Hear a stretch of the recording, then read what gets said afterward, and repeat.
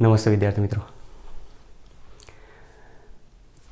તો આજે આપણે એક નવું ચેપ્ટર સ્ટાર્ટ કરવા જઈ રહ્યા છે ફિઝિકલ કેમિસ્ટ્રીનું. ફિઝિકલ કેમિસ્ટ્રીનું આજનું જે આપણું ચેપ્ટર છે એ સરફેસ કેમિસ્ટ્રી પૃષ્ઠ રસાયણ વિજ્ઞાન વિશે આપેલું છે. હવે પૃષ્ઠ રસાયણ વિજ્ઞાનની જો વાત કરીએ તો તમે મોટાભાગે તમારી JEE નીટની એક્ઝામ છે, એમ્સ છે, AIPVT છે, એ બધી જે એક્ઝામ્સ લેવાય છે એમાં સરફેસ કેમિસ્ટ્રીમાંથી ઘણા બધા એવા ક્વેશ્ચન છે જે મોટાભાગે પૂછાતા હોય છે અને અમુક ટોપિકમાંથી જ મેક્ઝિમમ પૂછાતા હોય છે. તો આપણે અહીંયા એ ટોપિકને ઇઝીલી કવર કરવાના છે. સાથે સાથે તમને વાત પહેલાં એ પણ જણાવી દઈએ કે આ જે ચેપ્ટર છે ફિઝિકલ કેમિસ્ટ્રીનું એકદમ ઇઝીમાં ઇઝી ચેપ્ટર છે અને એ ચેપ્ટરના કોઈપણ ક્વેશ્ચન, કોઈપણ MCQના તમારે જવાબ મેળવવા માટે જે પણ થિયરી અહીંયા ચલાવવામાં આવે એ થિયરીને તમે કમ્પ્લીટલી પરફેક્ટલી બધા ટોપિકને વ્યવસ્થિત જુઓ, વ્યવસ્થિત એને સમજવાનો પ્રયત્ન કરો. પછી એવું નહીં કરવાનું કે ચેપ્ટર બીજા કોઈક જગ્યાએ વિડીયો આપણે ભણ્યા છે અથવા કોઈક લેક્ચર અટેન્ડ કરેલું છે અને આમાંથી કશું નવું નહીં મળે તો તમે સ્કીપ કરીને આગળ જઈ શકો છો. બાકી જેને ઈચ્છા હોય કે ચેપ્ટર વ્યવસ્થિત રીતે આપણે ફંડા સાથે, બેઝિક કન્સેપ્ટ સાથે ક્લિયર કરવું છે તો તમે ચેપ્ટરને શરૂઆતથી જુઓ, સ્કીપ કર્યા વગર એને એન્ડ સુધી જુઓ. હવે સૌથી પહેલાં માહિતી એ જણાવી દઉં કે તમારા બોર્ડની એક્ઝામને રિલેટેડ આમાં ક્વેશ્ચન્સ કયા કયા હોય છે. કારણ કે ઘણી વખત એવું બનતું હોય છે કે અમારી સ્કૂલના જે સ્ટુડન્ટ હોય છે એમને તો ચલો પહેલેથી અમે IMP ક્વેશ્ચન્સ પ્રોવાઈડ કરી દેતા હોઈએ છીએ, પણ બીજા જે અધર સ્કૂલના સ્ટુડન્ટ છે એમને IMP ક્વેશ્ચન અમે કઈ રીતે આપીએ તો એના માટે મોટાભાગે હું ચેપ્ટર્સ ચલાવતો હોઉં છું ત્યારે જ કહી દઉં છું કે આ ક્વેશ્ચન IMP છે. પણ આજે શરૂઆતથી તમને કહી દઉં કે સરફેસ કેમિસ્ટ્રીમાં આપણી પાસે કયા કયા ક્વેશ્ચન્સ IMP છે. સૌથી પહેલાં આપણે ટર્મિનોલોજી છે મેઇન. ટર્મિનોલોજીની અંદર પહેલાં તો આપણે જે ટાઇટલ કાઢ્યું છે એમાં અલગ અલગ ટર્મિનોલોજી આવે છે, મતલબ સામાન્ય ઘટનાઓ જે ડેફિનેશન સ્વરૂપે આવશે. એમાં એક અધિશોષણ, અપશોષણ, અવશોષણ અને શોષણ, અને એ અધિશોષણની ઘટનાને રિલેટેડ ઉદાહરણ એ MCQ માટે તમારે પહેલાં કામ લાગશે, બરાબર. અથવા ક્યારેક શોર્ટ ક્વેશ્ચનમાં જરૂર પડે તો અધિશોષણની વ્યાખ્યાની જરૂર પડી શકે છે. બીજા નંબરમાં અધિશોષણની થર્મોડાયનેમિક્સના આધારે ક્રિયાવિધિ મોસ્ટ IMP MCQ છે. ગમે તે ક્વેશ્ચન પેપર તમે ઉઠાવશો તેમાંથી મોટાભાગે 2-3 વર્ષે રિપીટ થતો એ ક્વેશ્ચન તમને જોવા મળશે. કોઈ ચેન્જીસ એમાં આવતો નથી, રિપીટ થઈ શકે છે ખરું. ત્યાર પછી બોર્ડની એક્ઝામને રિલેટેડ એક અગત્યનો ક્વેશ્ચન અહીંયા આપેલો છે, ફ્રુન્ડલીચ અધિશોષણ સમતાપી. ફ્રુન્ડલીચ અધિશોષણ સમતાપી જે 3 માર્ક્સમાં ક્વેશ્ચન પૂછાઈ શકે છે, 4 માર્ક્સમાં પણ ક્યારેક પૂછી શકે છે. પછી એ જ ભાગમાં બીજો એક ક્વેશ્ચન છે અધિશોષણનો તફાવત. અધિશોષણના 2 પ્રકાર આપેલા છે, ભૌતિક અધિશોષણ, રાસાયણિક અધિશોષણ. એના તફાવત પૂછી શકે, 2 માર્ક્સમાં હોઈ શકે, 3 માર્ક્સમાં હોઈ શકે, 4 માર્ક્સમાં હોઈ શકે, જેવી બ્લુપ્રિન્ટ બોર્ડની તૈયાર થતી હોય. તો હવે એની અંદર પણ તમને કહી દઉં કે જો 2 માર્ક્સમાં ક્વેશ્ચન હોય તો 4 મુદ્દા બંનેના તફાવતના હોય છે. 4 માર્ક્સનો જો ક્વેશ્ચન થાય તો 8 મુદ્દાઓ છે, ટોટલ 9 કે 10 મુદ્દાઓ થાય છે એમાંથી. તો આપણું જે ચેપ્ટર છે મેઇન 3 ભાગમાં છે. એક અધિશોષણ, બીજા નંબરમાં કલીલ અને ત્રીજા નંબરમાં ઉત્સેચક ઉદ્દીપન. તો એમાં સૌથી પહેલાં અધિશોષણમાં તમારે કેટલા પોઈન્ટ તૈયાર કરવાના એ થિયરી બેઝ માટે હું તમને કહી દઉં. થિયરી બેઝમાં સૌથી પહેલાં એક અધિશોષણનો ઉષ્માગતિશાસ્ત્રના આધારે ક્રિયાવિધિનો પોઈન્ટ સમજવાનો છે, ક્લિયર. બીજા નંબરમાં અધિશોષણના પ્રકાર, ભૌતિક અધિશોષણ, રાસાયણિક અધિશોષણ. ત્રીજો ક્વેશ્ચન ફ્રુન્ડલીચ અધિશોષણ સમતાપી. ચોથો ક્વેશ્ચન જે તમારે આગળ નીટ JEE અંદર પણ જરૂર પડશે, આગળ ગમે તે ચેપ્ટરમાં પણ જરૂર પડી શકે એવો છે ક્વેશ્ચન. તો અધિશોષણ પર અસર કરતા પરિબળો, કયા પરિબળો એવા છે કે જેના પર અધિશોષણ આધાર રાખતો હોય અથવા એમાં ચેન્જીસ કરવામાં તો અધિશોષણ કઈ રીતે ફેરફાર કરી શકે. તો અધિશોષણમાંથી 4 ક્વેશ્ચન તૈયાર રાખવાના, ક્લિયર. ચલો ત્યાર પછી કલીલની જો વાત કરીએ તો કલીલના ટોપિકમાંથી આપણે સૌથી પહેલાં કલીલ દ્રાવણ, નિલંબિત દ્રાવણ અને સાચા દ્રાવણ એમાં શું ડિફરન્ટ છે એક ક્વેશ્ચન MCQ માટે તમારે એન્ટ્રન્સ એક્ઝામમાં તૈયાર રાખવા. બોર્ડની એક્ઝામમાં તો પૂછવાની કોઈ શક્યતા નથી કારણ કે બોર્ડની એક્ઝામમાં NCERTની બુકમાં જ નથી આપ્યો, તો એનો મતલબ કે એન્ટ્રન્સ એક્ઝામ માટે જરૂર પડશે. ત્યાર પછી બીજો ક્વેશ્ચન આપણે એમાં તૈયાર કરવાનો સૌથી પહેલાં વિક્ષેપિત કલા અને વિક્ષેપણ માધ્યમની ભૌતિક અવસ્થાને આધારે કલીલ દ્રાવણોના પ્રકાર. તમે દ્રાવણના ચેપ્ટરમાં ભણી ગયા છો જેમ દ્રાવણના દ્રાવ્ય અને દ્રાવકની ભૌતિક અવસ્થાના આધારે 9 પ્રકાર પડે છે, એ પ્રમાણે અહીંયા પણ કલીલ દ્રાવણના પ્રકાર પડતા હોય. તો કલીલ એક સારામાં સારો અધિશોષક પદાર્થ તરીકે આપેલો છે તો એના પ્રકાર ભણવાના. એમાંથી MCQ લગભગ 100% પડતો હોય છે. ત્યાર પછી બીજા નંબરમાં વિક્ષેપિત કલા વિક્ષેપણ માધ્યમ વચ્ચેની આંતરક્રિયાના આધારે કલીલના પ્રકાર. તો એમાં 2 પ્રકાર છે, લાયોફોબિક કલીલ અને લાયોફિલિક કલીલ, બરાબર. ક્વેશ્ચન તમે નોંધ કરતા રહેજો, તમારી બુકની અંદર તમને એક્ઝેક્ટલી ખ્યાલ આવી જાય. લાયોફિલિક કલીલ, લાયોફોબિક કલીલ. ત્યાર પછી કલીલ કણોની સાઇઝના આધારે કલીલનું વર્ગીકરણ આપેલું છે. કલીલ કણોની સાઇઝના આધારે કલીલનું વર્ગીકરણમાં વિરાટાણવીય કલીલ, બહુઆણવીય કલીલ અને સમુચ્ચયિત કલીલ. એમાં સમુચ્ચયિત કલીલ આપણો મોટાભાગે ઇમ્પોર્ટન્ટ ક્વેશ્ચન છે, તો એક એ ક્વેશ્ચન ત્યાંથી પૂછાતો હોય. વિરાટાણવીય અને બહુઆણવીય કલીલમાંથી MCQ પણ પૂછાતા હોય છે, એક એ ટોપિક છે. ત્યાર પછી કલીલ સોલની બનાવટની પદ્ધતિઓ આપેલી છે. કલીલ સોલની બનાવટની પદ્ધતિમાં રાસાયણિક પદ્ધતિને ટીક કરી દેવાની છે તમારે. રાસાયણિક પદ્ધતિ સિવાય સંઘનન પદ્ધતિ પણ આપેલી છે. સંઘનન પદ્ધતિ પણ પૂછાઈ શકે છે MCQમાં. ત્યાર પછી આપણી પાસે સંઘનિત પદ્ધતિની અંદર એક બ્રીડિંગ ચાપ પદ્ધતિનો પોઈન્ટ પણ આપેલો છે. ત્યાર પછી પેપ્ટાઇઝેશનનો પદ્ધતિ આપેલી છે. એક આ કલીલ સોલની બનાવટ માટેની પદ્ધતિઓ આપેલી છે. પછી કલીલ સોલનું શુદ્ધિકરણ. કલીલ સોલના શુદ્ધિકરણની જો વાત કરીએ તેમાં અલગ અલગ મેથડ તમને સમજાવેલી છે. એમાં એક ડાયાલિસિસ, ઇલેક્ટ્રોડાયાલિસિસ, મોસ્ટ ટાઈમ બી 2 માર્ક્સનો ક્વેશ્ચન છે. તમે જોશો તો ઘણું મોટું લાગશે આમ થિયરી, પણ થિયરીમાં કશું છે નહીં. 2 જ માર્ક્સમાં એક ક્વેશ્ચન પૂછાતો હોય છે. MCQ ક્યારેક જરૂર હોય તો એ પણ પૂછી શકે છે. પછી અલ્ટ્રા ફિલ્ટરેશન, અલ્ટ્રા સેન્ટ્રીફ્યુગેશન એવી અલગ અલગ પદ્ધતિ આવતી હોય છે. તો એ કલીલ સોલના શુદ્ધિકરણમાં. ત્યાર પછી કલીલના ગુણધર્મોની જો વાત કરીએ તો કલીલના ગુણધર્મો એક બ્રાઉનિયન મોશન, પછી વૈદ્યુત કણ સંચાલન, ઇલેક્ટ્રોફોરેસિસ, આ 2 મેઇન ટોપિક છે એની અંદર આપેલી. બ્રાઉનિયન મોશન, વૈદ્યુત કણ સંચાલન, પછી એક ટિન્ડલ ઇફેક્ટ પણ આપેલી છે. ટિન્ડલ અસર કોને કહી શકાય. ત્યાર પછી એક કલીલનું સ્કંદન, સ્કંદનનો ટોપિક પણ હશે, એ શોધી નાખજો, બરાબર છે. છેલ્લેથી 3જા પેજ ઉપર આપેલો છે. કલીલનું સ્કંદનનો એક ટોપિક છે. કલીલના સ્કંદન પછી તરત એક ટોપિક આવે છે સુવર્ણ અંક, ગોલ્ડ નંબર વિશેનો ટોપિક. JEE માટે મેઇન છે. નીટમાં પણ ક્યારેક ક્યારેક પૂછાતો હોય છે ક્વેશ્ચન. તો કલીલના ટોપિકમાંથી આટલા ક્વેશ્ચન્સ તમારે પૂછાઈ શકે છે. પછી તમારી પાછળ એક છેલ્લે આપેલું છે પાયસ અને ઇમલ્ઝનનો પણ ટોપિક આપેલો છે, એ પણ ઇમ્પોર્ટન્ટ છે, બરાબર. જે એક્ઝામને, જે સિલેબસને લાગુ વળગતો હોય એ ટોપિક તમારે તૈયાર કરવાનો. સિલેબસ તમારી સામે છે, બોર્ડની એક્ઝામમાં સિલેબસ આટલો છે, એટલા ટોપિક રહેવા દો, બાકીના બધાને છોડી દો. JEE નીટ માટે તમારી પાસે સિલેબસ આવી જાય, એ સિલેબસમાં જોઈ લો કે કયા પોઈન્ટ છે એની અંદર હાજર, એને તૈયાર કરો, બાકીનાને ઇગ્નોર કરો. પછી એ જ પ્રમાણે ઉત્સેચક ઉદ્દીપનમાંથી પણ ઘણા બધા ક્વેશ્ચન પૂછાતા હોય છે. એમાં મોટા ભાગે સમાંગ વિસમાંગ ઉદ્દીપનનો એક ક્વેશ્ચન મોસ્ટ ટાઈમ છે. જીઓલાઇટ વડે આકાર વર્ણનાત્મક ઉદ્દીપન, આ 2 જ ક્વેશ્ચન ત્યાં મેઇન આપેલા છે. તો તમે જોઈ શકો છો ચેપ્ટરની અંદર આમ જોવા જાઓ તો આખું ચેપ્ટર જો કરવા જઈએ તો 21 થી 22 મોસ્ટ IMP થિયરી છે. પણ હવે IMP કાઢવાની કઈ રીતે, બરોબર છે. તો IMP કઈ રીતે કાઢવાની એના વિશે હું તમને ક્યારેક ચાલુમાં લેક્ચર વચ્ચે કહેતો જઈશ કે કઈ રીતે આને એકચ્યુઅલી IMP થતી હોય છે તૈયાર. સાથે સાથે એક અલગથી હું વિડીયો પણ તમને બનાવીને આપી દઈશ કે જેના પરથી તમે કઈ રીતે IMP ક્વેશ્ચન શોધી શકો છો એનો તમને આઈડિયા આવી શકે છે. પેપર સેટર પેપર કઈ રીતે તૈયાર કરતા હોય છે એનો આઈડિયા તમને આવી શકે. સાથે સાથે એક લેક્ચર આપણે એવું પણ મૂકી દઈશું કે જેમાં ચેપ્ટરમાંથી કયા પોઈન્ટમાંથી MCQ પૂછાઈ શકે એવો છે, કયા પોઈન્ટમાંથી થિયરી બેઝ પણ પૂછાઈ શકે, બરાબર. એના વિશે પણ આપણે શક્ય હશે તો આઈ થિંક 26 જાન્યુઆરી પછી, મતલબ જાન્યુઆરીના એન્ડમાં અથવા ફેબ્રુઆરીના શરૂઆતમાં આપણે IMP ક્વેશ્ચન્સનું એક સેશન મૂકીને વિડીયો રેકોર્ડ મૂકી દઈશું, બરાબર. ત્યાં સુધી આપણે IMPની ઝંઝટમાં અત્યારે એકદમ પડજો નહીં. જેટલા પણ ચેપ્ટર ચાલે છે દરેક ચેપ્ટરમાં મેં તમને કીધું કયો ક્વેશ્ચન તમારો ઇમ્પોર્ટન્ટ છે. એ ઇમ્પોર્ટન્ટ ચેપ્ટરને તમે અત્યારથી તૈયારી રાખો. તૈયાર છે, જે બાકી છે એને ફરી ઉપર ફોકસ કરીને તૈયાર કરવાનો પ્રયત્ન કરો. પછી એવું નહીં કે ખાલી IMP કરવાનું. જેને સારું રિઝલ્ટ લાવવું છે શક્ય હોય ત્યાં સુધી બધું તૈયાર કરવાનો પ્રયત્ન કરો. અને સાથે સાથે ધ્યાન રાખજો કે હવે જે ચેપ્ટર્સ આવે છે તમારા કેમિસ્ટ્રીની અંદર, એમાં એક સરફેસ કેમિસ્ટ્રીનું આપણું ચેપ્ટર જે અત્યારે આજે સ્ટાર્ટ કરીએ છીએ. જેવી થિયરી ચાલે, થિયરી પહેલાં તૈયાર કરો. થિયરી તૈયાર કર્યા બાદ તમારી રેફરન્સ બુકમાંથી એના રિલેટેડ જેટલા પણ MCQ આપેલા બધા સોલ્વ કરવાનો ટ્રાય કરો. આ જ એક મેથડ છે. MCQમાં તમે માર્ક્સ કઈ રીતે કવર કરી શકો છો. પછી એવું ના થવું જોઈએ કે ડાયરેક્ટ ચાલો થિયરી એક વખત જોઈને MCQ સોલ્વ કરી નાખો. થિયરી તમે ભૂલી જશો. MCQમાં આન્સર કદાચ અમુક એ વખતે યાદ હશે, પછી તમે આન્સર ભૂલી જશો. એટલે એ મેથડ કોઈ દિવસ અપનાવવાની નહીં. હંમેશા થિયરી પહેલાં તૈયાર કરો. થિયરી કમ્પ્લીટ થઈ જાય એને 2-3 વાર લખવાનો પ્રયત્ન કરો. કોન્ફિડન્સ તમારો વધશે અને પછી એને MCQsને સોલ્વ કરવાનો પ્રયત્ન કરો. કોઈ પણ MCQ હશે ફટાક દઈને તમને એનો આન્સર ઝડપથી ખ્યાલ આવશે. ચલો તો વધારે સમયને લેતા આપણા ચેપ્ટર ઉપર તો આપણું જે ચેપ્ટર છે સરફેસ કેમિસ્ટ્રી વિશે આપેલું. સરફેસ કેમિસ્ટ્રી મતલબ પૃષ્ઠ રસાયણ વિજ્ઞાન, જેના આધારે તમે અહીંયા કહી શકો કે અહીંયા રસાયણ વિજ્ઞાનની કઈ બ્રાન્ચ વિશે માહિતી આપી છે કે જે બ્રાન્ચ કોઈ પણ એવી રાસાયણિક ઘટના અહીંયા બને છે, કોઈ પણ એવી ઘટના બને છે, કોઈ પણ ફિનોમિના જે બને છે એ ફિનોમિના ક્યાં જોવા મળતો હોય છે? સરફેસ ઉપર. કોની સરફેસ? ઘન અથવા પ્રવાહી પદાર્થની સરફેસ, મતલબ કે એની પૃષ્ઠ સપાટી ઉપર.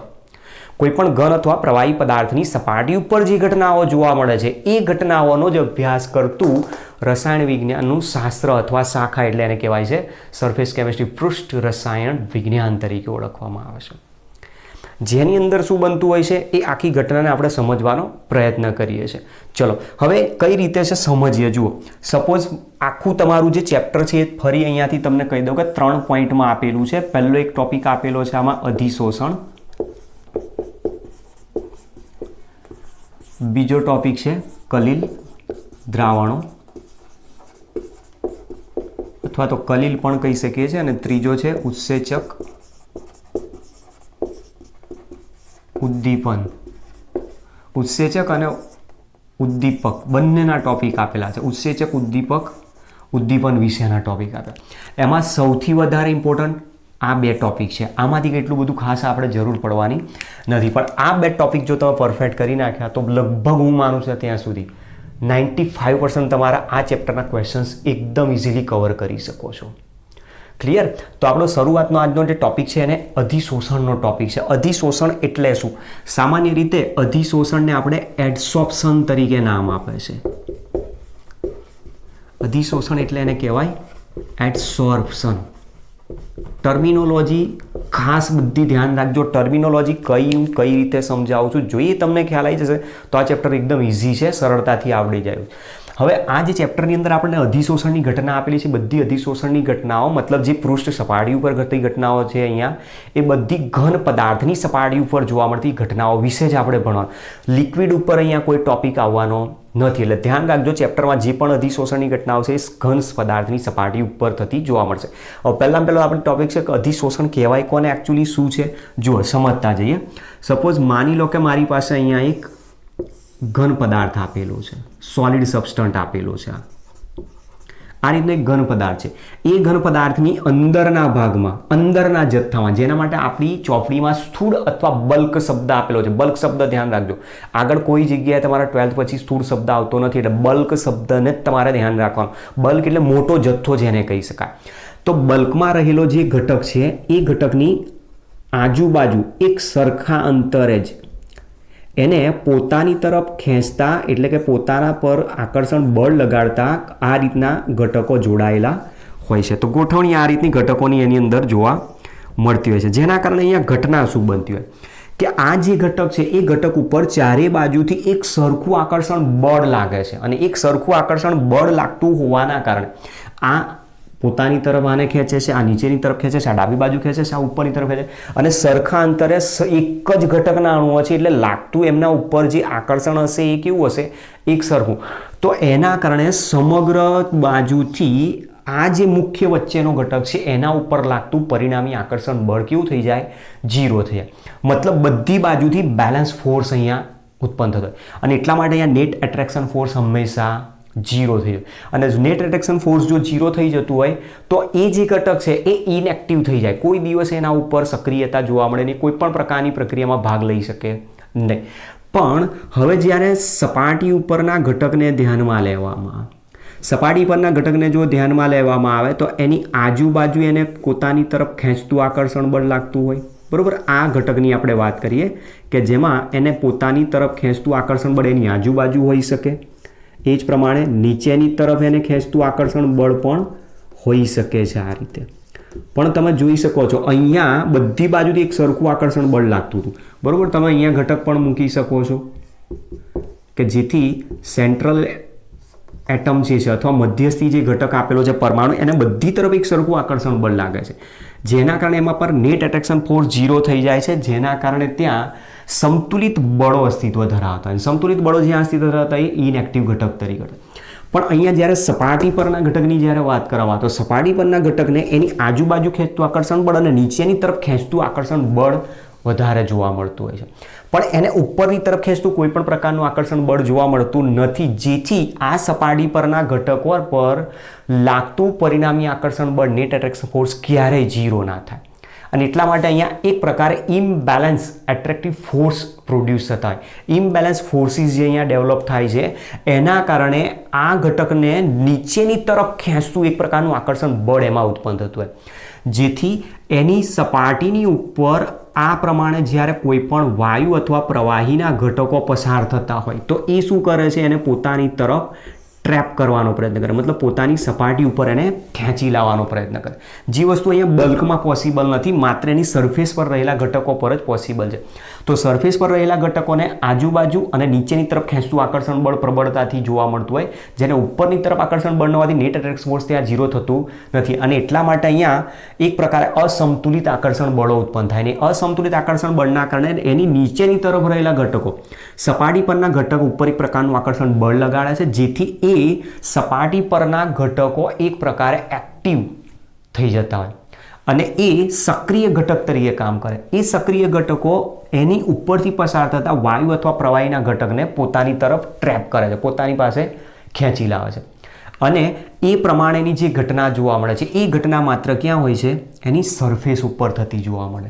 અને આવી જે ઘટના કે જે માત્ર ને માત્ર એની સરફેસ ઉપર જ થતી જોવા મળે છે એ ઘટનાનો અભ્યાસ કરતી શાખા એટલે એને કહીએ છીએ આપણે સરફેસ કેમેસ્ટ્રી તરીકે. તો તમે જુઓ, ખાલી એક ટાઇટલને સમજાવવા માટે આપણે આટલી વસ્તુ સમજવી પડે છે.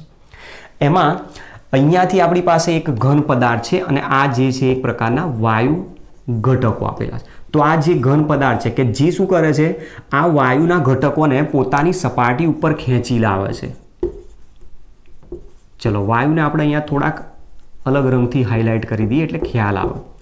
તો એ શું કરે છે, વાયુના ઘટકોને પોતાની સપાટી ઉપર આ રીતે ટ્રેપ કરે છે, આકર્ષણ બળથી ખેંચી લાવે છે. અને એટલા માટે આ જે સપાટી પરના ઘટકો છે એ સક્રિય સ્થાન તરીકે વર્તે, એક્ટિવ પોઈન્ટ્સ બધા વર્તતા હોય છે. અને એ સક્રિય સ્થાન પર રહેલા ઘટકો માત્ર ને માત્ર ક્યાં જોવા મળશે, એની સરફેસ ઉપર બલ્કમાં કોઈ દિવસ હોય નહીં. પછી આ બાજુની સરફેસ ગણો, આ બાજુની સરફેસ ગણો કે આ બાજુની સરફેસ, કોઈ પણ સરફેસ પર રહેલા ઘટકો હંમેશા સક્રિય હોય. અને એ સક્રિય સ્થાન વાયુ અથવા પ્રવાહીના ઘટકોને પોતાની તરફ ખેંચે છે, એને પોતાની સપાટી ઉપર ખેંચી લાવીને આકર્ષણ બળથી એને ટ્રેપ કરે છે અને જોડે છે. અને એના કારણે સપાટી ઉપર આ જે ઘટના જોવા મળે એ જ ઘટનાનું નામ છે અધિશોષણ, જેને એડસોર્પ્શન તરીકે ઓળખવામાં આવતું હોય છે. તો એડસોર્પ્શન શું છે, તો એક પ્રકારની સરફેસ ફિનોમિના બતાવેલી છે, પૃષ્ઠ સપાટી ઉપર જોવા મળતી જ ઘટના છે. અને એવી ઘટનાઓનો જ અભ્યાસ કરતી શાખા એટલે સરફેસ કેમિસ્ટ્રી તરીકે ઓળખવામાં આવે છે. ચલો હવે અહીંયા બે વસ્તુ સમજાઈ. એક ઘટક એવો છે કે જે શું કરે છે, બીજા અણુને પોતાની તરફ ખેંચી લાવે છે, મતલબ આ ઘન પદાર્થ છે. સપોઝ માની લો કે આ જે ઘન પદાર્થ છે સક્રિયકૃત ચારકોલ છે, એક્ટિવેટેડ ચારકોલ જેને આપણે શબ્દ કહીએ છીએ. શું છે એ બધું પછી સમજાવું. એક્ટિવેટેડ ચારકોલ શું કરે છે, વાયુના ઘટકોને પોતાની તરફ ખેંચી લાવતો હોય છે. અને વાયુના પોતાની તરફ ખેંચે છે અને જે ખેંચવાનું કામ કરે છે એને આપણે અધિશોષક તરીકે નામ આપીએ છીએ, એબ્સોર્બેન્ટ કહેવામાં આવે. એબ્સોર્બેન્ટ તરીકે જેને ઓળખવામાં આવે છે તે અધિશોષક પદાર્થ કહેવાય. અને જેનું અધિશોષણ થાય છે જે વાયુ અથવા પ્રવાહી, એને કહેવાય અધિશોષિત. અધિશોષિત એટલે એને કહેવાય છે એડસોર્બેટ. 3 ટર્મિનોલોજી તમારી સામે છે, ધ્યાનથી સમજજો. એડસોર્પ્શન એટલે સરફેસ ઉપર જોવા મળતી ઘટના, ક્લિયર. અને એ મોટા ભાગે જ્યારે પણ શોષણ થાય છે ત્યારે અંદરના ભાગમાં શોષણ લગભગ નહીવત જોવા મળે, મેક્સિમમ ક્યાં હોય અને સરફેસ ઉપર. તો એ ઘટના એટલે એડસોર્પ્શન. એમાં જેનું શોષણ થાય છે, સપાટી ઉપર જે ટ્રેપ થાય છે એ અધિશોષિત પદાર્થ કહેવાય. અને જેની સપાટી ઉપર ટ્રેપ થવાનો પ્રયત્ન કરે, જે બીજાને પોતાની સપાટી ઉપર ખેંચી લાવે છે એને અધિશોષક પદાર્થ તરીકે ઓળખવામાં આવે છે. તો આપણી મેઇન આ 3 ટર્મિનોલોજી પહેલી છે, એડસોર્પ્શન, એડસોર્બેટ અને એડસોર્બેન્ટ તરીકે ઓળખવામાં. તો હવે અધિશોષણની આવી જે ઘટનાઓ જોવા મળે છે એમાં કયા કયા ઉદાહરણો છે, તો અલગ અલગ પ્રકારના આપણે ઉદાહરણ આપી શકીએ છીએ. દાખલા તરીકે એક્ઝામ્પલ છે આપણી પાસે સિલિકા જેલ, સિલિકા જેલ છે, પછી એલ્યુમિના, એક્ટિવેટેડ ચારકોલ,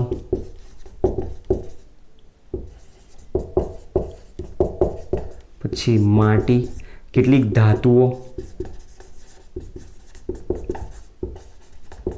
બરોબર છે, પછી ચોક.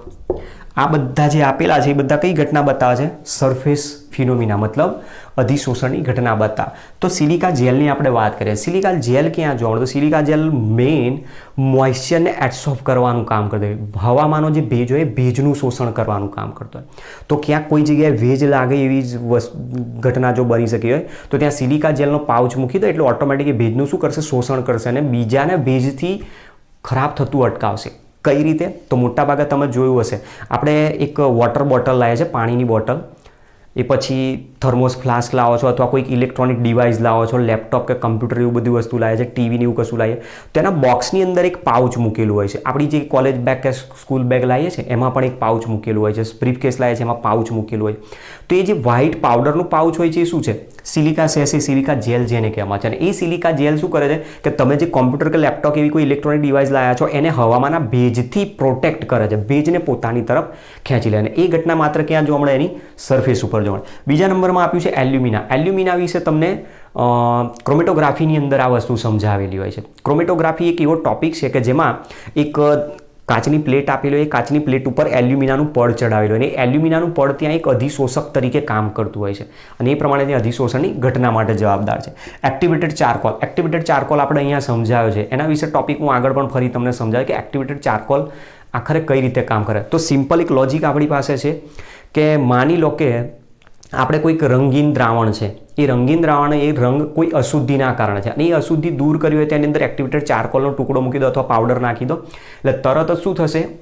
એ ધીમે ધીમે એક્ટિવેટેડ ચારકોલની સપાટી ઉપર શોષાશે એટલે રંગની તીવ્રતા ઘટી જશે એટલે અશુદ્ધિ ધીમે ધીમે દૂર થઈ જવાનો પ્રયત્ન કરશે. તો એક્ટિવેટેડ ચારકોલ પણ અહીંયા એક પ્રકારે અધિશોષક તરીકે કામ કરે છે. પછી આપણે બેસ્ટમાં બેસ્ટ ફટકડી આપણા ઘરે યુઝ કરીએ જ છીએ, પોટાશિયમ. તો પોટાશિયમની શું કરીએ છીએ? ડોળું પાણી આવે છે, એ ડોળું પાણી શુદ્ધ કરવા માટે અથવા એ જે કચરો છે બધો અશુદ્ધિ છે એને દૂર કરવા માટે ગાળણ ક્રિયાથી આપણે ફટકડી એમાં નાખી દઈએ. ફટકડી નાખશો એટલે ધીમે ધીમે શું ફટકડી પોતાની સપાટી ઉપર એને ખેંચી લાવશે અને ટ્રેપ કરી રાખશે. પછી તમે જ્યારે એને ગાળણ ક્રિયાથી અલગ કરશો એટલે ઓટોમેટિકલી દૂર થઈ જતો હોય છે. પછી માટી તરીકે મોટાભાગે ફૂલર્સ માટીનો યુઝ થતો હોય છે. સામાન્ય માટી તો આપણે ઉદાહરણ સમજી શકીએ છીએ. માટી છે તમે થોડું પાણી નાખશો એટલે તરત સપાટી ઉપર એ શોષાઈ જતું હોય છે. તો પછી એ ફૂલર્સ માટી પણ એક યુઝ થતી હોય છે. પછી કેટલીક ધાતુઓ અમે મોટાભાગે તમે જુઓ કે આપણે દરેક જગ્યાએ ધાતુ ઉદ્દીપક તરીકે બધી ધાતુ નથી યુઝ કરતા, અમુક જ ઉદ્દીપક તરીકે ધાતુઓ વાપરીએ. હાઇડ્રોજનેશનની પ્રક્રિયા હોય તો નિકલ, પ્લેટિનમ આવી ધાતુઓ જ કેમ વાપરે છે? કેમ Fe કે મેગ્નેશિયમ નથી વાપરતા? એનું પણ રીઝન છે. પછી ચોકની વાત કરી છે. ચોક તમે જુઓ કે ચોકને તમે પાણીમાં ડૂબાડશો અને પછી બહાર કાઢશો એટલે એની ખાલી સરફેસ જ ભીની થઈ જશે. પછી તમે ચોકને તોડશો તો અંદરથી એ ભીનો નહીં હોય, કોરો હશે. તો એ જે ઘટના બતાડે છે માત્ર સરફેસ ઉપર થાય છે અને આ જે છે કે જે શોષવાનું કામ કરે છે એને આપણે અધિશોષક પદાર્થો તરીકે નામ આપીએ છીએ. હવે એબ્સોર્પ્શન સિવાય પણ બીજી એક ઘટના જોવા મળે જે આના કરતાં બિલકુલ વિરુદ્ધ જોવા મળતી હોય અને એ જે વિરુદ્ધ ઘટના છે એને આપણે અપશોષણ તરીકે નામ આપીએ છીએ. અપશોષણ એટલે એને કહેવાય છે ડિસોર્પ્શન.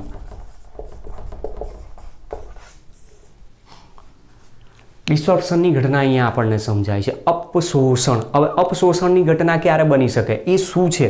તો આપણે કીધું કે અધિશોષણમાં શું થાય છે? વાયુના ઘટક કણો ઘન પદાર્થની સક્રિય સપાટી ઉપર આકર્ષિત થઈને જોડાઈ જાય છે. કોઈ પણ પ્રકારના બળ દ્વારા જોડાતો, એ નિર્બળ હોય પ્રબળ હોઈ શકે છે. તો એ ઘટનાને આપણે કીધું અધિશોષણ.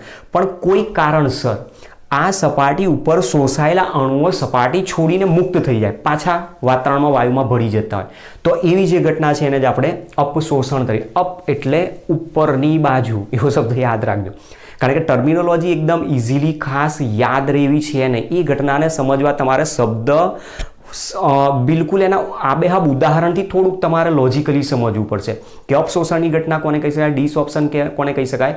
તો એબ્સોર્પ્શન થયા બાદ અધિશોષકની સપાટી ઉપર અધિશોષિત વાયુનું શોષણ થઈ ગયા પછી કોઈ કારણસર એ સપાટી છોડીને જો વાતાવરણમાં જતો રહે, મુક્ત થઈ જાય, છિદ્રો એના ખુલ્લા થઈ જાય તો એ જે ઘટના બતાડે છે એને જ આપણે અપશોષણ તરીકે નામ આપતા હોય. તો કયા કારણે થઈ શકે? એના પાછળ બે રીઝન કામ કરે, એક દબાણ અને એક તાપમાન.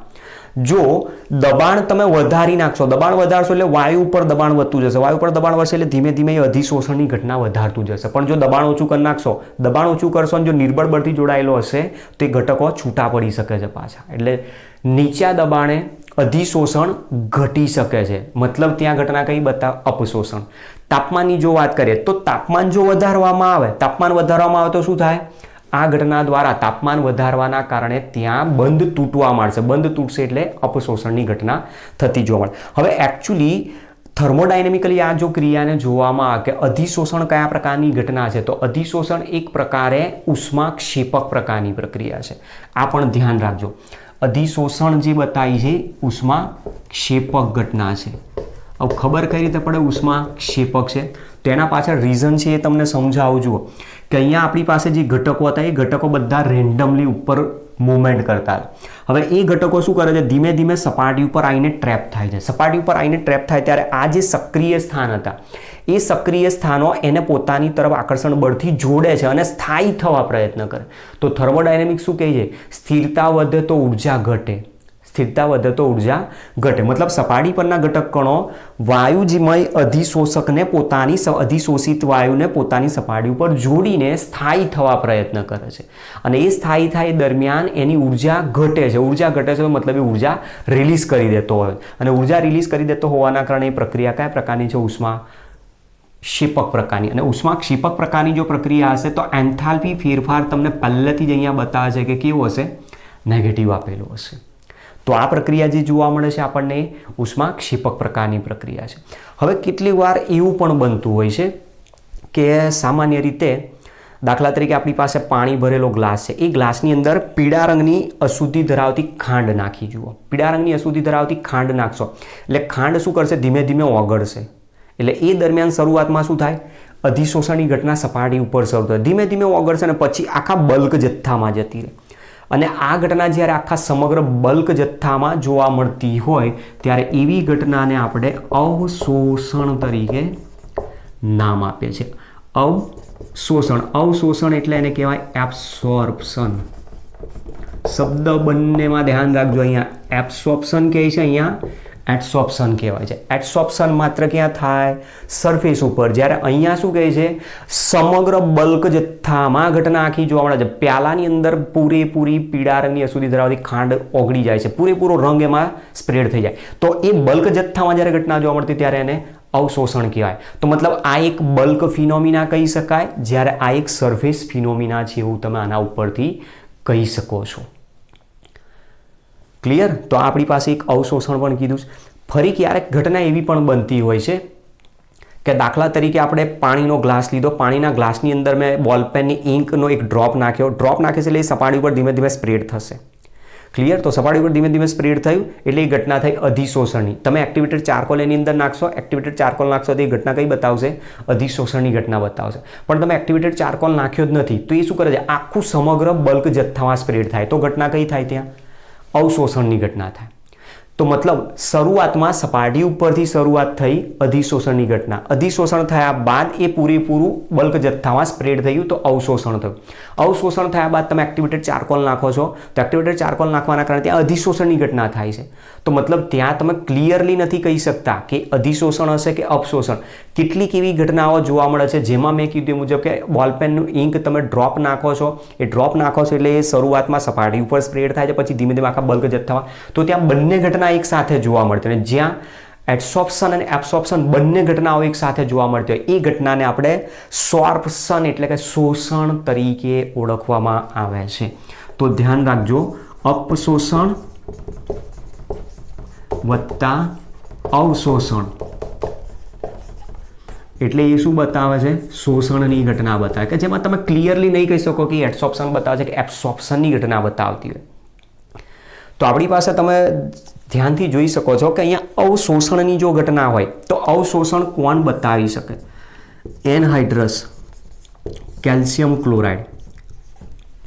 સિલિકા જેલ અને એનહાઇડ્રસ કેલ્શિયમ ક્લોરાઇડ બંને હ્યુમિડિટી ભેજને દૂર કરવાનું કામ કરતા, પણ બંનેનું કામ અલગ અલગ છે. સિલિકા જેલ માત્ર સરફેસ ઉપર ભેજને દૂર કરતી, ભેજને શોષી લે, જ્યારે નિર્જળ કેલ્શિયમ ક્લોરાઇડ શું કરે છે? પાણીના અણુઓ સાથે પ્રક્રિયા કરી નાખે છે. સપોઝ માની લો કે એક જેટલા અણુઓ હશે અથવા પાણીના અણુ તરીકે સાથે એને પ્રક્રિયા કરે. પાણીના અણુ સાથે પ્રક્રિયા કરીને CaCl2 H2O હાઇડ્રેટેડ ફોર્મમાં કેલ્શિયમ ક્લોરાઇડ બનાવી દે અને એના કારણે શું કરે છે? બલ્ક જથ્થા સુધી આખી પ્રક્રિયા સ્પ્રેડ થઈ અને એ જ ઘટનાને આપણે નામ આપીએ છીએ અવશોષણ તરીકે. પછી બીજી ઘટના તમે જુઓ, અવશોષણનું ઉદાહરણ બીજું ક્યાં આપણે વાપરી શકીએ? તો આપણે જે સ્પોન્જ વાપરીએ છીએ બરાબર, ગાદી જે આપણે વાપરીએ છીએ મોટા ભાગે, એ ગાદી તમે જુઓ ધીમે રહીને પાણી એના ઉપર નાખશો એટલે પહેલાં સપાટી ઉપર સ્પ્રેડ થાય, સપાટી ઉપરથી ધીમે ધીમે અંદરના બલ્ક જથ્થા સુધી જતું રહે. તો એ ઘટના કઈ આવી? અવશોષણની ઘટના. જે સ્પોન્જ છે એ શું કહેવાય? અધિશોષક પદાર્થ તરીકે કહેવાય. જે પ્રવાહી તમે પાણી નાખ્યું એ શું કહેવાય? અધિશોષિત તરીકે ઓળખવામાં આવતો હોય. પણ ઘટના ત્યાં સરફેસ ફિનોમિના ન થતાં બલ્ક ફિનોમિનામાં જોવા મળતી હોય છે આપણને. પછી એ જ પ્રમાણે તમે જુઓ કે આપણી પાસે જે બિસ્કિટ છે, પાર્લે બિસ્કિટ છે, એને તમે ચા કે દૂધની અંદર પહેલાં બોળો છો તો શું થાય છે? પહેલાં સપાટી પર સ્પ્રેડ થાય છે, તો અધિશોષણની ઘટના થઈ. પછી આખો સમગ્ર બલ્ક જથ્થામાં એ ભાગ સ્પ્રેડ થઈ જાય છે, તો મતલબ ત્યાં અવશોષણ થયું. તો એ જ ઘટનાને આપણે શું કહીએ છીએ? શોષણની ઘટના તરીકે, મતલબ શોષાય છે એવું આપણે કહીએ છીએ. બરાબર, તમે જોઈ શકો છો રોજબરોજ દિન પ્રતિદિન આપણી જીવનશૈલીમાં પણ આપણે એડસોર્પ્શન, સરફેસ કેમિસ્ટ્રીનો યુઝ કરીએ પણ આપણને ખબર નથી. તો હવે જુઓ, એબ્સોર્પ્શન, ડિસોર્પ્શન અને સોર્પ્શન, એવી 4 અલગ અલગ જે ઘટનાઓ આપી, ચારે 4 ઘટનાઓ એકબીજાથી બિલકુલ અલગ છે. તો પહેલાં મેં કીધું કે જો ઘટના માત્ર ને માત્ર ઘન અથવા પ્રવાહી પદાર્થની સપાટી ઉપર જ જોવા મળે તેને અધિશોષણ કહેવાય. કોઈ કારણે નીચા દબાણે અથવા ઊંચા તપાણે જો શોષાયેલો અધિશોષિત વાયુ દૂર થઈ જાય, પાછો જતો રહે વાતાવરણમાં, તો એને કહેવાય અપશોષણની ઘટના. પછી કોઈ એક ઘટના એવી બને છે કે જેમાં પદાર્થ, જથ્થો, રંગ સમગ્રપણે આખા જથ્થામાં ફેલાઈ જતો હોય, તો એ ઘટનાને આપણે કહીએ છીએ અવશોષણની ઘટના. પણ ક્યારેક ઘટના એવી બનતી હોય કે જેમાં તમે નથી અધિશોષણ કહે કે નથી અવશોષણ ક્લિયરલી કહી શકતા, તો એને શોષણ તરીકે આપણે ઓળખવામાં આવતું હોય. હવે અધિશોષણના આપણે અલગ અલગ પ્રકારના ઉદાહરણો છે, તો જે ઉદાહરણ પણ તમને સમજાવી દો. તો સૌથી પહેલાં આપણે જે ઉદાહરણ કહ્યું એ પ્રમાણે સિલિકા જેલ છે. બરાબર, સિલિકા જેલ વાતાવરણમાં રહેલી જે હ્યુમિડિટી છે, જે મોઇશ્ચર છે, એને શોષવાનું કામ કરતું હોય છે. બીજા નંબરમાં આપણે કીધું એલ્યુમિના પણ એક અધિશોષક તરીકે અધિશોષણની ઘટના માટે કામ કરતો હોય છે. ત્રીજા નંબરમાં આપણે કીધું છે ચોક. ચોથામાં એક્ટિવેટેડ ચારકોલ. એક્ટિવેટેડ ચારકોલનું બેસ્ટમાં બેસ્ટ ઉદાહરણ તમને અત્યારે બતાવું તો તમે જુઓ કે મોટાભાગે ઇન્ડસ્ટ્રીની અંદર અથવા માઇન્સમાં જે ખાણ હોય છે, ખીણો જે હોય છે, ખાણ, એ ખીણોની અંદર જે લોકો બ્લાસ્ટિંગની અંદર કામ કરતા હોય, ઇન્ડસ્ટ્રીમાં જે પેસ્ટિસાઇડ ઇન્ડસ્ટ્રી છે, કેમિકલ ઇન્ડસ્ટ્રીઝ છે, ડ્રગ્સ ઇન્ડસ્ટ્રી, ત્યાં જે લોકો બધા કામ કરતા હોય છે, બધાને માસ્ક પહેરાવવામાં આવતું હોય છે કમ્પલસરી. કારણ શું છે કે જ્યારે એ લોકો વર્ક કરતા હોય ત્યારે કેટલાક હેઝાર્ડ્સ ગેસિયસ, મતલબ કે પોઈઝનસ ગેસ ત્યાં લિબરેટ થતા હોય. કાર્બન મોનોક્સાઇડ હોય છે, કે જે નાઇટ્રોજનના ઓક્સાઇડ હોય છે, કે સલ્ફરના ઓક્સાઇડ હોય છે, જે આપણા શરીરમાં જવાથી એક પ્રકારે સફોનેટિંગ ઉત્પન્ન કરતા હોય, મતલબ કે સફોકેશન ઉત્પન્ન કરે છે એવું કહી શકીએ છીએ. પ્નિયોમિક્સ પ્રકારના છે, જેના કારણે ગૂંગળામણ થાય, વ્યક્તિ બેહોશ પણ થઈ શકે છે, બ્લડ પ્રેશરમાં ચેન્જીસ આવી શકે છે. તો ક્યારેક મેજર ઘટના પણ એક્સિડન્ટમાં બની શકે. અને આવું બધું ન થાય એટલા માટે શું કરે છે? ત્યાં માસ્ક પહેરાવતા, અને માસ્કની અંદર ત્યાં એક્ટિવેટેડ ચારકોલ મૂકેલો હોય છે. એક્ટિવેટેડ ચારકોલ એ પણ એક પ્રકારે અધિશોષક તરીકે કામ કરતો હોય છે એવું આપણે કહીએ છીએ. પછી આપણે ધાતુઓની પણ વાત કરી કે ઉદ્દીપક તરીકે આપણે એમોનિયા બનાવવાની હિબર પદ્ધતિમાં Fe ધાતુનો ઉપયોગ કરે છે. ત્યાં કેમ મેગ્નેશિયમ નથી વાપર્યો, ક્યાં ટિટેનિયમ વાપર્યો, એના પાછળના રીઝન પછીના ટોપિકમાં સમજાવીશું. તો આ બધા આપણને જે ટોપિક આપેલા છે ટોટલી મેઇન ટર્મિનોલોજી વિશે જ આજે સમજાયેલો છે આપણને. તો આટલી વસ્તુ તમારા ઇન્ટ્રોડક્શનના ટોપિકમાં આવે છે. ક્લિયર? તો આશા રાખું છું કે દરેક 4 પોઈન્ટ તમને ક્લિયરલી સમજાઈ ગયા હશે. અધિશોષણ, અપશોષણ, અવશોષણ અને શોષણની ઘટનાઓ. એના પરથી તમારે ગમે ત્યારે MCQ જરૂર પડે તમે MCQ પણ જવાબ સરળતાથી આપી શકો છો. બરાબર, સાથે સાથે તમે જુઓ કે આપણે જે કોટન ફાઇબર છે, કોટન ફાઇબર એટલે કોટનના કપડાં બનાવવા માટે જે ફાઇબરનો યુઝ થાય છે, કોટન ફાઇબર ઉપર એક ડાઈઝ છે, રંગ છે, એ ડાઈઝ એના ઉપર પહેલાં સ્પ્રેડ કરી દેવામાં, એના ઉપર પાથરી દેવામાં. એટલે એ ઘટના ક્યાં જોવા મળે છે? માત્ર એની સરફેસ ઉપર. પછી ધીમે ધીમે ડાઈઝ નીચે સુધી સ્પ્રેડ થઈ જાય, એટલે બંને બાજુ કલર આવી જાય, અને કલર પછી સરળતાથી જતો પણ નથી. ત્યારે એ ઘટના ત્યાં કઈ જોવા મળી છે? અવશોષણની, એબ્સોર્પ્શનની જ ઘટના જોવા મળતી હોય છે આપણને. તો આ બધા આપણને ટર્મિનોલોજીમાં ટોપિક સમજાય છે. હવે નેક્સ્ટ ટોપિકમાં આપણે સમજીએ થર્મોડાયનેમિકલી, મતલબ ઉષ્માગતિકીય રીતે કઈ આ ઘટનાને કઈ રીતે સમજાવી શકીએ છીએ. સાથે સાથે તમને એક વસ્તુ પણ અહીંયા સમજાવી દઉં છું. જુઓ કે આપણે કીધું એ મુજબ કે આ જે પાર્ટિકલ્સ છે, એ પાર્ટિકલ્સ બલ્ક જથ્થાના જે વાત કરીએ છીએ, એ બલ્ક જથ્થામાં રહેલા પાર્ટિકલ્સની આજુબાજુ આ રીતના ઘટકો જોડાયેલા છે, જે શું કરે છે? ઘટકોને એકબીજા તરફ આકર્ષણ બળથી ખેંચી રાખવાનો પ્રયત્ન કરે. અને આકર્ષણ બળથી જો એને ખેંચવાનો પ્રયત્ન કરે તો નેટ એટ્રેક્શન ફોર્સ ત્યાં શું થઈ જાય? 0 થઈ જતું હોય છે. બરાબર, આ સપોઝ માની લો કે આપણી પાસે બલ્ક જથ્થામાં રહેલો ઘટક છે. આ બલ્ક જથ્થામાં રહેલા ઘટકને પોતાની તરફ આ અણુ પણ ખેંચશે, આ પણ ખેંચશે, આ પણ ખેંચશે અને આ પણ ખેંચશે, જેના કારણે આના ઉપર લાગતું જે નેટ એટ્રેક્શન ફોર્સ હોય છે એ કેવું થઈ જાય છે? 0 થઈ જશે. તો નેટ એટ્રેક્શન ફોર્સ અહીંયા 0 થાય તો આ ઇનએક્ટિવ થઈ જશે. પણ જ્યારે સરફેસની વાત કરીએ, બરોબર, આ સરફેસ ઉપર રહેલો જો ઘટકની વાત કરીએ તો સરફેસ પર રહેલા ઘટકને માત્ર એને નીચેની તરફ અથવા આજુબાજુ તરફ જ રહેલા ઘટકો જેને પોતાની તરફ ખેંચવાનો પ્રયત્ન કરતા હોય તો ત્યાં એ દરમિયાન શું થશે? માત્ર સરફેસ ઉપર જ નેટ એટ્રેક્શન ફોર્સ અહીંયા 0 થતું નથી અને એટલા માટે આ જે છે એ બધા સક્રિય સ્થાન તરીકે વર્તા હોય છે.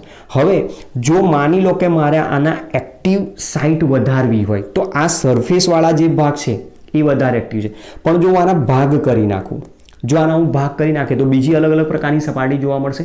ભાગ જેમ જેમ કરતું જશે એમ અલગ અલગ સપાટી વધતી જશે અને સપાટી વધતી જશે તો અધિશોષણની ઘટના માટેનો સપાટીનો ભાગ પણ વધારે મળશે. તો જેમ સક્રિય સ્થાન ધરાવતી સપાટી વધારે એમ અધિશોષણની ઘટના પણ વધતી જશે.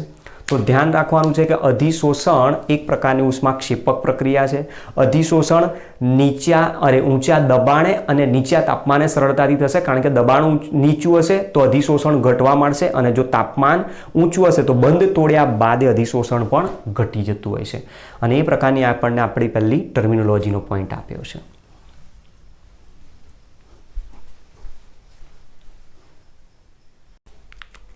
હવે અધિશોષણની ઘટના ઉપરથી સૌથી પહેલાં આપણે સમજવાનો પ્રયત્ન કરીએ અધિશોષણના પ્રકાર.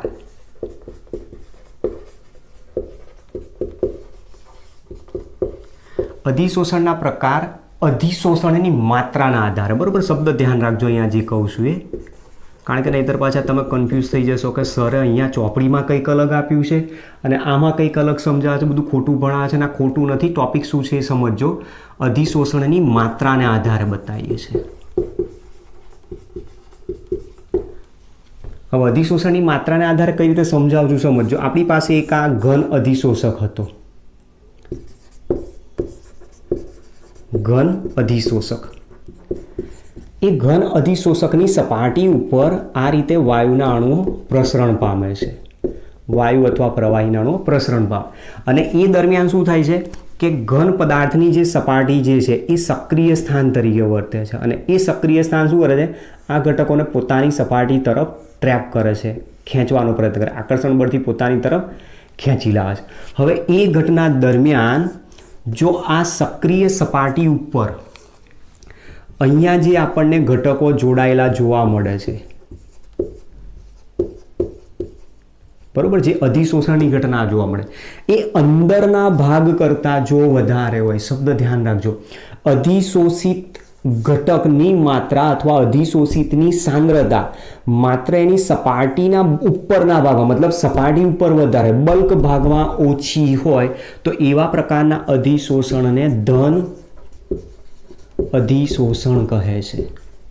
તો આપણી પાસે એક પોઝિટિવ એડસોર્પ્શન અને નેગેટિવ એડસોર્પ્શન એવા બે શબ્દ આવશે. તો ધન અધિશોષણ ક્યારે કહેવાય? કે જ્યારે સરફેસ ઉપર વધુ પ્રમાણમાં સાંદ્રતા વધુ પ્રમાણમાં જોવા મળે બલ્ક જથ્થા કરતાં, ત્યારે એવા અધિશોષણને આપણે ધન અધિશોષણ તરીકે નામ આપીએ છીએ. મતલબ જે ઘટના જોવા મળશે મેક્સિમમ તમને આ ભાગમાં જોવા મળશે. એની બાઇન્ડિંગ સાઇડ જે એક્ટિવ સાઇડ છે એ એક્ટિવ સાઇડ સિવાય તમને બીજી કોઈ જગ્યાએ આટલું બધું અધિશોષણ થયેલું અંદરની તરફ જોવા મળશે નહીં. અને આવી જ્યારે ઘટના જોવા મળતી હોય ત્યારે માત્ર સપાટી ઉપર જ અધિશોષિતની સાંદ્રતા વધતી હોવાથી એને ધન અધિશોષણ કહેવાય. પણ ક્યારેક ક્યારેક એવું પણ બનતું હોય છે કે આ જે બહારની સપાટી છે એ બહારની સપાટી કરતાં અંદરની સપાટી ઉપર અધિશોષિતનો જથ્થો વધારે જોવા મળી શકતો હોય છે. અને આવી જ્યારે ઘટના જોવા મળતી હોય, બરોબર, અહીંયા જે સાંદ્રતા જોવા મળે છે એના કરતાં વધારે, જ્યારે અહીંયા શું કહે છે? સપાટી પર અધિશોષિતની સાંદ્રતા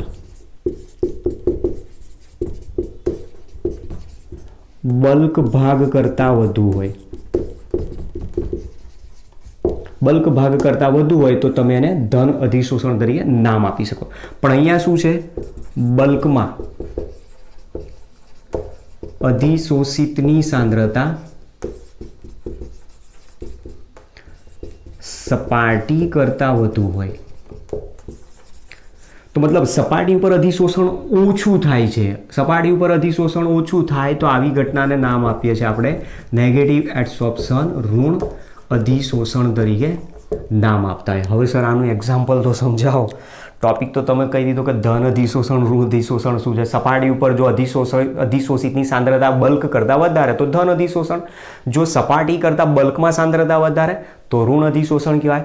તેમાં ઉદાહરણ કયા છે? તો ઉદાહરણ તરીકે આપણી પાસે એક એક્ઝામ્પલ છે ધન અધિશોષણની. જો વાત કરીએ તો સાંદ્ર KCl વત્તા બ્લડ ચારકોલ, બરોબર. બ્લડ ચારકોલ, આપણે એક્ટિવેટેડ ચારકોલ એવો શબ્દ વાપરે છે, એવો બ્લડ ચારકોલ છે અને એ પણ એક પ્રકારે અધિશોષક તરીકે કામ કરતો હોય છે. હવે એવા અધિશોષક ઉપર જ્યારે સાંદ્ર KClનું શોષણ થતી ઘટના જોવા મળે ત્યારે એમાં માત્ર એની સરફેસ ઉપર સાંદ્રતા વધારે જોવા મળતી હોય અને એના કારણે એ ઘટના જે બતાવે છે પોઝિટિવ એડસોર્પ્શન બતાવે. પણ જો સાંદ્ર KClની જગ્યાએ મંદ KClનું દ્રાવણ લઈ લે, મંદ KClને જો બ્લડ એડસોર્પ્શન ચારકોલ ઉપર એબ્સોર્બ કરવામાં આવે તો બ્લડ ચારકોલ ઉપર જ્યારે મંદ KClની ઘટના જોવા મળે ત્યારે એ મંદ દ્રાવણ હોવાના કારણે સપાટી ઉપરથી શરૂ કરીને અંદરની તરફ પણ જઈ શકે છે અને ત્યાં અંદરના ભાગમાં એનું અધિશોષણ વધારે બતાવે અને એટલા માટે એને ઋણ અધિશોષણ તરીકે નામ આપેલું છે. તો આવા અધિશોષણની માત્રાને આધારે કહી શકો છો અથવા તો પછી તમે બીજો એક શબ્દ અહીંયા કહું છું મુજબ સાંદ્રતાને આધારે પણ અધિશોષણના બે પ્રકાર પોઝિટિવ એડસોર્પ્શન, નેગેટિવ એડસોર્પ્શન તરીકે દર્શાવી શકીએ છીએ. હવે આપણે સમજવાનો પ્રયત્ન કરીએ છીએ અધિશોષણની ક્રિયાવિધિ કઈ રીતે આવે છે, બરોબર. જોઈએ ચલો. તો નેક્સ્ટ આપણો જે પોઈન્ટ છે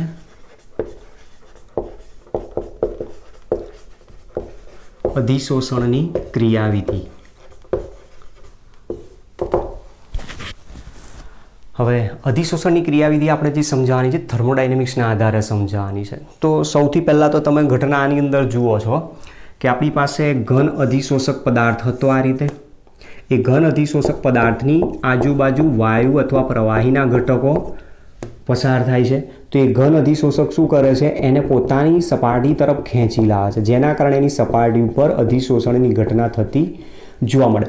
તો એ દરમિયાન આપણી પાસે પહેલાં જ કીધું કે અધિશોષણ દરમિયાન પૃષ્ઠ ઉર્જા ઘટે છે, કારણ એ સ્થાયી થાય છે.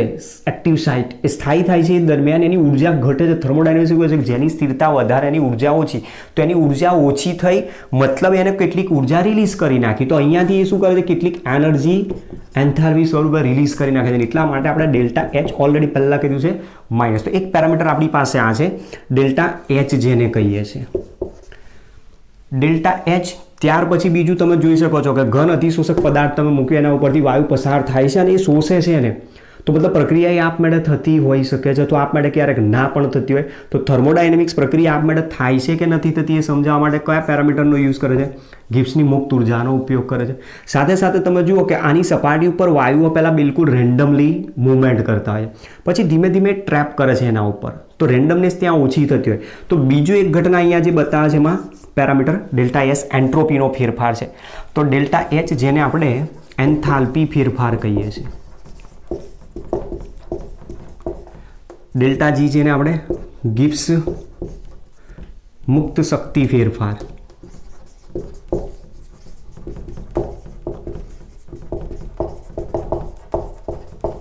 ત્રીજો છે એન્ટ્રોપી ફેરફાર.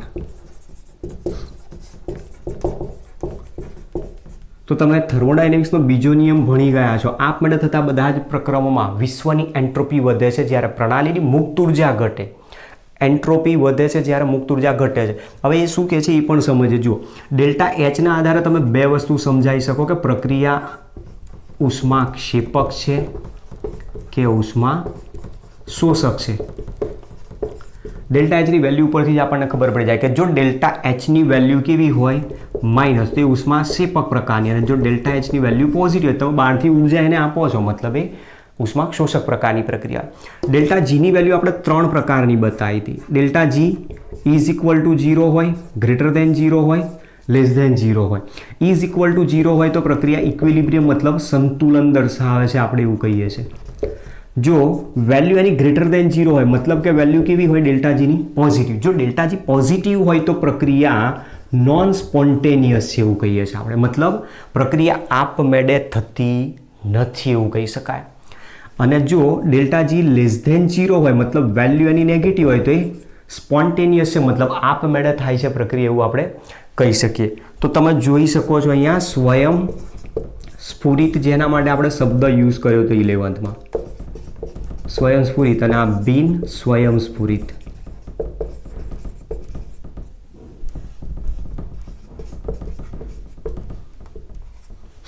તો આપણી પાસે આ રીતની એક ટર્મિનોલોજીમાં પોઈન્ટ થર્મોડાયનેમિકલી જે સમજાવ્યું ગિબ્સની મુક્ત ઉર્જાનો છે. પછી ડેલ્ટા એસની પણ વાત કરીએ.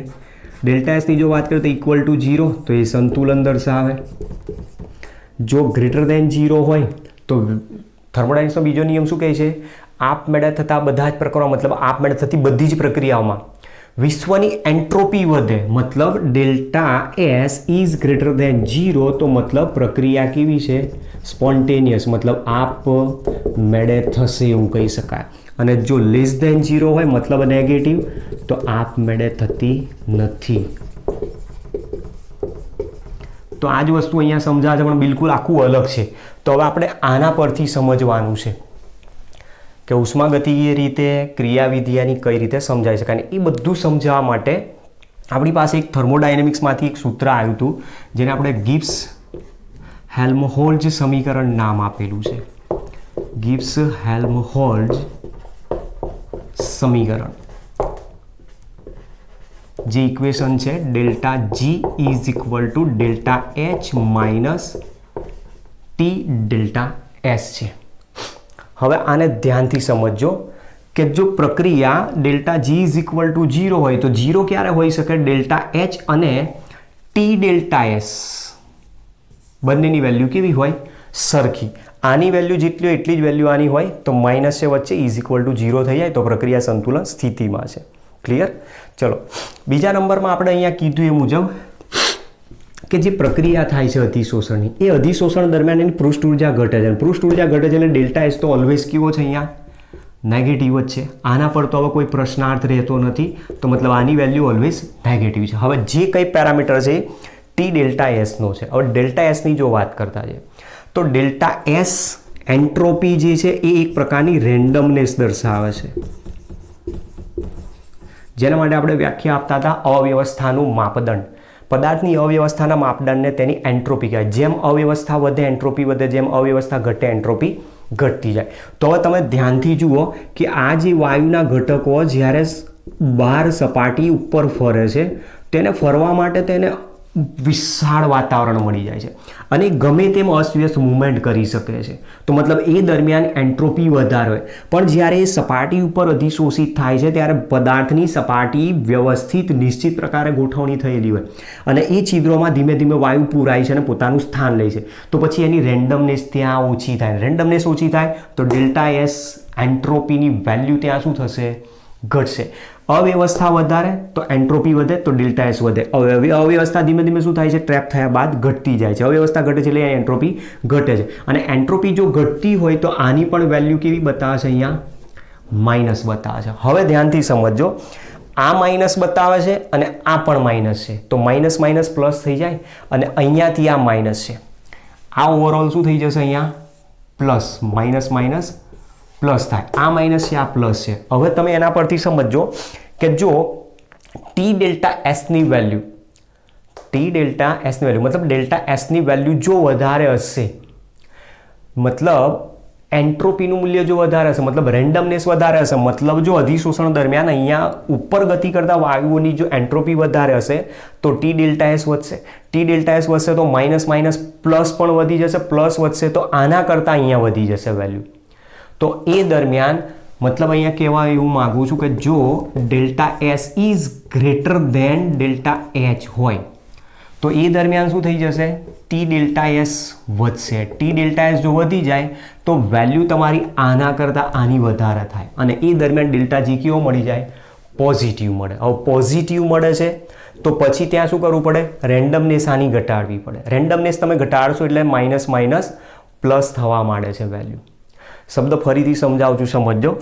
કે આપણી પાસે ધારો કે એન્ટ્રોપીની જે વાત કરી તો ઘન પદાર્થની સપાટી ઉપર શું કરે છે, વાયુ અધિશોષિત થવાનો પ્રયત્ન કરે છે. શરૂઆતમાં બહાર એની એન્ટ્રોપી વધારે હતી, બહાર એન્ટ્રોપી વધારે હતી તો ડેલ્ટા એસ વધારે હતો. હવે ડેલ્ટા એસ જો વધારે હશે તો ટી ડેલ્ટા એસની વેલ્યુ ઓવરઓલ વધશે, તો માઇનસ છે આગળ, અને આઈ ઓલરેડી માઇનસ છે. તો એ દરમિયાન તમારી પાસે વેલ્યુમાં આખો જે ચેન્જીસ આવશે એ કઈ રીતે આવશે એ તમારે સમજો.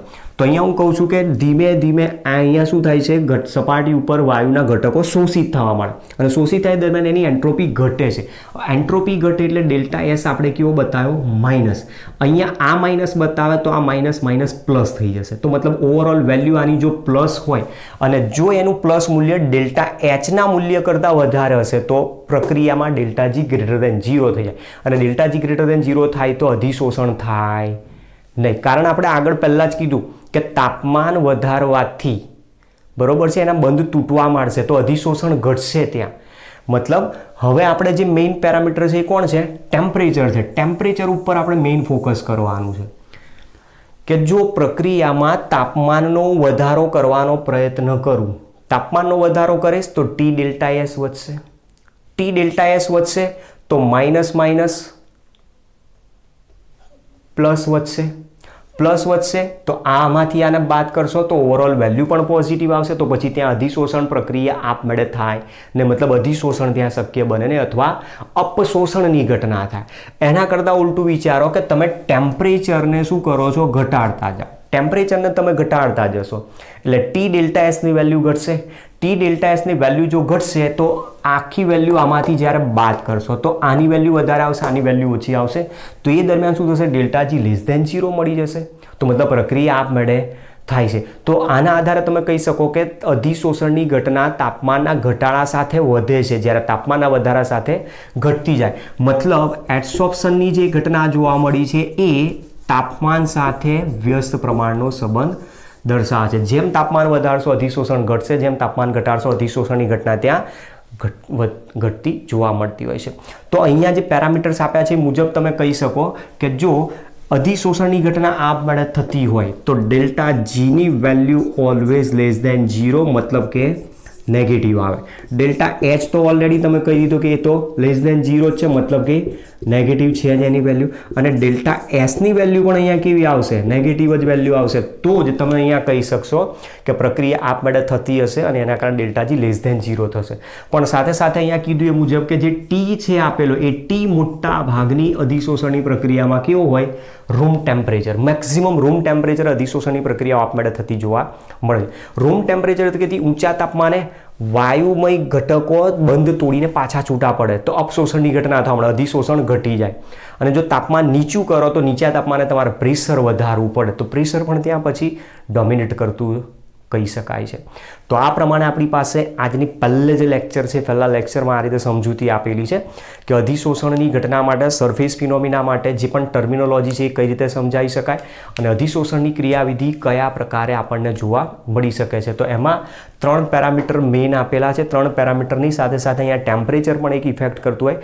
ટેમ્પરેચર જેમ તમે ચેન્જ કરતા જાઓ એમ પ્રમાણે અધિશોષણ વધે અથવા ઘટી શકે છે. બરાબર. તો હવે નેક્સ્ટ આપણું જે લેક્ચર આવશે, નેક્સ્ટ લેક્ચરની અંદર આપણે અધિશોષણના જે પ્રકાર છે, ભૌતિક અધિશોષણ અને રાસાયણિક અધિશોષણ, ફિઝિકલ એબ્સોર્પ્શન અને કેમિકલ એબ્સોર્પ્શન, એના વિશે સમજવાનો પ્રયત્ન કરશું. બરાબર. ત્યાં સુધી આ જે 2 થિયરી ટોપિક ચલાવ્યા છે બંનેને શાંતિથી ફરી વ્યવસ્થિત આખો વિડીયો જોજો, સરળતાથી એને સમજજો અને ત્યાર પછી એના રિલેટેડ MCQને પહેલાં સોલ્વ કરજો, પછી નેક્સ્ટ લેક્ચર ઉપર જજો. ઓકે, તો મળીએ નેક્સ્ટ લેક્ચરમાં.